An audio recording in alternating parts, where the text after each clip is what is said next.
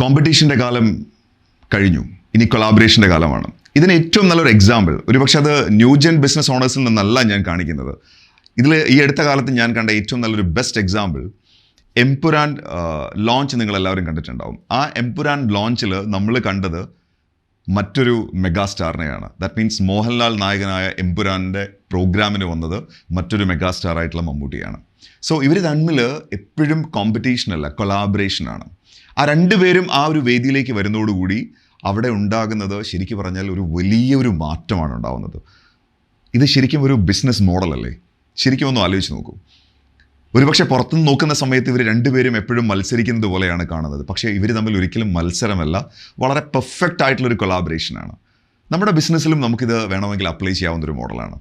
കൊളാബറേഷന് ശരിക്കും വലിയ രീതിയിലുള്ള ഇമ്പാക്റ്റ് ക്രിയേറ്റ് ചെയ്യാൻ പറ്റും. അവിടെയാണ് ശരിക്കും സിനർജി ഉണ്ടാവുന്നത്. 1+1 2 എന്ന് നമ്മൾ പഠിച്ച കാലം എന്നേ കഴിഞ്ഞു. 1+1 = 11 ആണ്. അപ്പോൾ അത്തരത്തിലൊരു സിനർജി ഉണ്ടാക്കിയെടുക്കാൻ ഈ കൊളാബറേഷനിലൂടെ സാധിക്കും.